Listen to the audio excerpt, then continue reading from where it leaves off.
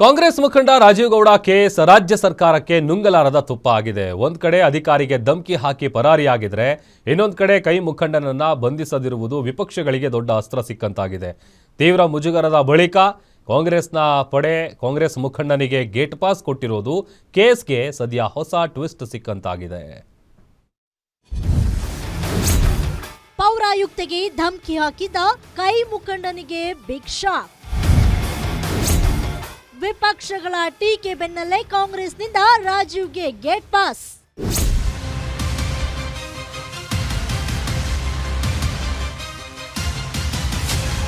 Ballari banner ಬಡಿದಾಟದಲ್ಲಿ ಕಾಂಗ್ರೆಸ್ ಕಾರ್ಯಕರ್ತನೋರ್ವ ಬಲಿಯಾದ್ರೆ ಶಿಡ್ಲಘಟ್ಟದ ಬ್ಯಾನರ್ ವಿಚಾರದಲ್ಲಿ ಕಾಂಗ್ರೆಸ್ ಸರ್ಕಾರ ಮುಜುಗರಕ್ಕೆ ತುತ್ತಾಗಿದೆ. ಶಿಡ್ಲಘಟ್ಟದ ಕಾಂಗ್ರೆಸ್ ಪರಾಜಿತ ಅಭ್ಯರ್ಥಿ ರಾಜೀವ್ ಗೌಡ ನಗರಸಭೆ ಪೌರಾಯುಕ್ತೆ ಅಮೃತ ಗೌಡಗೆ ಧಮಕಿ ಹಾಕಿ ಜೀವ ಬೆದರಿಕೆ ಹಾಕಿರೋದು ಸಾಕಷ್ಟು ಸದ್ದು ಮತ್ತು ಸುದ್ದಿಯಾಗಿದೆ. ಪೌರಾಯುಕ್ತರಿಗೆ ಧಮಕಿ ಹಾಕಿದ ವಿಚಾರಕ್ಕೆ ಪ್ರಕರಣ ದಾಖಲಾಗಿದ್ರೂ ಆರೋಪಿ ರಾಜೀವ್ ಗೌಡ ಅರೆಸ್ಟ್ ಆಗದಿರುವುದು ವಿಪಕ್ಷಗಳಿಗೆ ಅಸ್ತ್ರವಾಗಿದೆ. ಆರೋಪಿ ರಾಜೀವ್ ಗೌಡನನ್ನ ಅರೆಸ್ಟ್ ಮಾಡದ ಸರ್ಕಾರದ ವಿರುದ್ಧ ವಿಪಕ್ಷಗಳು ಮುಗಿಬಿದ್ದಿವೆ.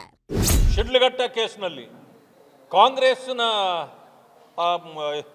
ಪರಾಜಿತ ಅಭ್ಯರ್ಥಿ ಅಧಿಕಾರಿಯನ್ನ ಯಾವ ರೀತಿ ನಿಂದಿಸಿದ್ರು ಅವರನ್ನ ಯಾವ ರೀತಿ ಇವತ್ತು ಸರ್ಕಾರ ರಕ್ಷಣೆ ಮಾಡ್ತಾ ಇದೆ.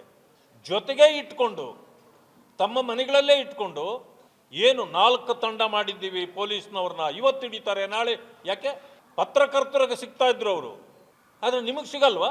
ಪೊಲೀಸ್ನವ್ರಿಗೆ ಸಿಗಲ್ವಾ? ಪೊಲೀಸ್ನವ್ರಿಗೆ ರಾಜೀವ್ ಗೌಡ ಸಿಕ್ಕಿಲ್ಲ ಅಂತಂದ್ರೆ ಇದಕ್ಕಿಂತ ಅಪಹಾಸ್ಯ ಬೇರೆ ಯಾವುದೂ ಇಲ್ಲ. ಬಂಧನ ಆಗಲ್ಲ. ಯಾಕೆಂದರೆ ಅವ್ರು ಮಾಡಿರೋ ಪೊಲೀಸ್ ಟೀಮು ಅದು ಉಪಯೋಗಕ್ಕೆ ಬರಲ್ಲ. ಕಾಂಗ್ರೆಸ್ ಟೀಮ್ ಮಾಡಬೇಕು.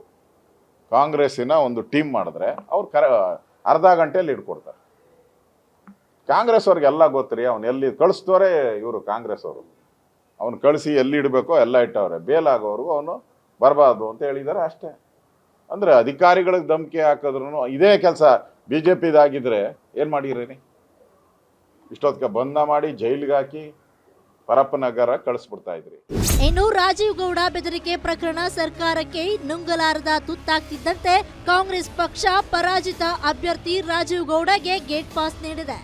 ನೋಟಿಸ್ ನೀಡಿದ ಕೆಪಿಸಿಸಿ ಇದೀಗ ರಾಜೀವ್ ಗೌಡರನ್ನ ಪಕ್ಷದಿಂದ ಅಮಾನತು ಮಾಡಿ ಆದೇಶ ಹೊರಡಿಸಿದೆ.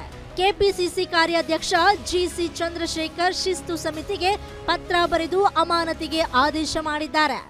ಅವರು ದೂರು ಕೊಟ್ಟ ತಕ್ಷಣ ನಮ್ಮ ಪೊಲೀಸ್ ಇಲಾಖೆಯವರು ಕಾರ್ಯೋನ್ಮುಖರಾದರು.